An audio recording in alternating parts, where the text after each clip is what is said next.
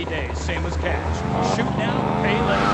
During the 10-minute waiting period, fire up rounds of the ammunition gun range featuring faces of famous Army victims. Come by ammunition and register to win an anti-aircraft gun actually used when we whooped Australia's ass. This weekend is the Ammunition Film Festival with 3 screenings of the documentary Red Dawn.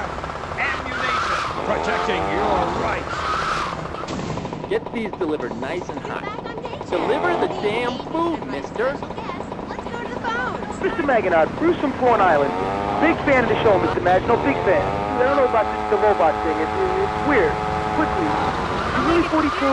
Shop in the kids aisle? Did you get on roller coaster rides? I mean, what's the deal? You pay half price for the movie? No comment. Next caller. Oh my god, trauma! I meant that's my line. I'm supposed to say that. God, this guy is such a dick. Oh, next caller. Who's on the line? I mean, who's on the line? Oh, what number is it? Who's on the line? Hello, Claude. This is Morgan. I'm just vacationing down here, having finished my doctoral thesis into images of young boys in post-lapsarian Greece and the erotic understatement of the fugue in contemporary Baroque. Fascinating stuff. Do you have a question? Tell Claude about my thesis and discuss his bleaker death in Venice Street period. Of course I have a question, you silly girl. Claude, I saw Robot. Big fan, and that's praise indeed coming from me. I normally hate anything humanity has achieved since 1836. But one thing fascinated me. Claude, about the show. The pants. They were so tight. So fitted. How do you get such a marvelous, close, sequin figure hugging fit and still? Oh, and were the sequins a reference to lasers? Yes, my, I agree. Thanks for calling. That is an important question. You see, I'm an important person, and I especially These need delivering now. able to see my form move through space in very tight pants, or the effect is ruined.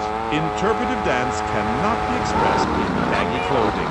It's like a violin parade. Otherwise, why have a love story with a manatee and the lasers?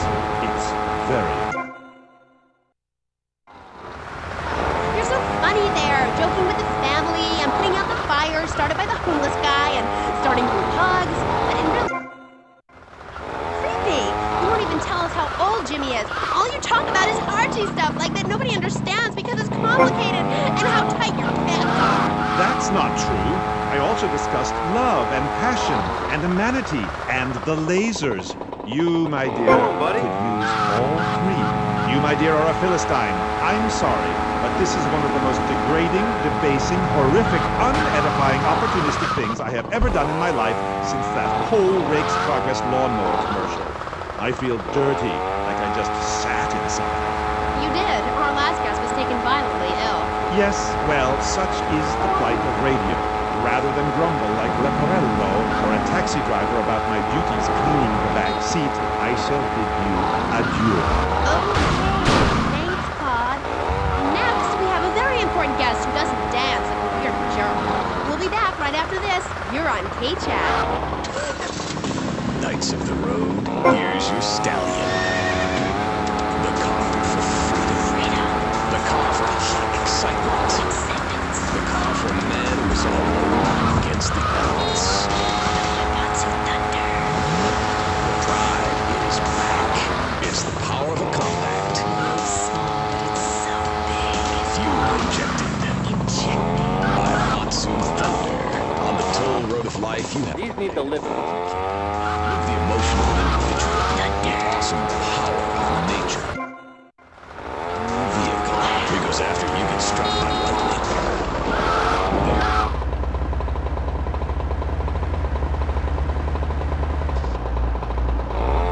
What's this I found under your bed? The only Engels you're going to read is Laura Ingalls Wilder. If you think your child might be a whale, here are some warning signs. They read complicated literature and have concern for their fellow man. They even like to share. Tell your kids if someone approaches them with pamphlets about recycling, an invitation to a labor rally, or showing any doubts about the fairness of our system, then they should find a teacher or a policeman immediately. Do absolutely. Take both hands off the wheel. Do you feel the power? Ah, yes, friend, there's a lot of evil in the world, but there is also good. And I have been sent to shine a light on all degenerates, philanderers, liberals, and other evildoers, and expose them for what they really are. Don't waste your money on unnecessary and corrupting material possessions. Give it to me. There's only one thing that will save you. A highly fortified structure in the shape of the most powerful thing on the planet. Me. Degenerates will ruin this great city. In my wonderful book, I tell of the impending disaster about to befall this planet. Nuclear holocaust, plagues of flying rodents, the seas rising up and turning yellow. It is written by me, but you can save yourself. Contribute to the Pastor Richard Salvation Statute Fund. Pick up your telephone. Call now. 1-866-9-SAVE-ME. Hi, and welcome back. If you're just joining us, you're listening to K-Chat, Vice City's only commercial talk station, the place where the stars shine in conversation with you and me. I'm Amy Scheckenhausen. My next guest is a rising star in the world of Norse mythology. He's appeared in several bestsellers. Mister, deliver these pronto. Vamos, amigo. His books and audio cassettes are... He is Valhalla's finest deity and motivational speaker, Thor. Hi. Hello, Amy. I'm happy to be here. It's been a long journey. Yeah. Now, I don't know much about you. I mean, I read Beowulf. Well, I didn't, but I read the cover. But, like, you're a Viking, right? Did the tunic and goatskin boots give you a clue, maybe? I am a Viking, and a Viking that will not only help you unleash the Furies, but unleash yourself. It's in my Thor's Norse Power program. Okay. I'm a little confused. Well, I'm a lot confused. I was taught in school that Vikings were bloodthirsty and violent. An elder once told me, you must unlearn what you have learned. Of course, then he died of the green plague. There are some Vikings that are a bloodthirsty god, yes, but no more than anyone else, really. We're a nomadic people, Amy. We have cold fire in our souls. Ye have that fire too, Amy. You've just lost it since you've gotten television. Now, that being said, I'll answer your question. We are mostly non-violent, though many of the Vikings travel to Scotland. And mind you, anyone who goes there will turn bloodthirsty. You can't understand what the lot is saying. It's all a for, Recklin, a boot, dine. It's enough to make you want to burn a village to the ground. That's why, in my cassette series, I talk about the importance of communication. You see, Amy, men and women live in different worlds. We use different words. A group of men talk about what they've killed, how to start a fire, who has the best long boat. Women want to talk about keeping a commute along or tidy and their feelings. When I'm raiding a village, I don't need to be talking about feelings. It's time for action. Great. So is that all there is to being a Viking? Pillaging? No, lass, no. Pillaging and battle are important, but we admire poetry as well. As long as it's all about whacking someone with a double-handed battle axe. What's holding you back, Amy? In chapter 3 of my book, I talk about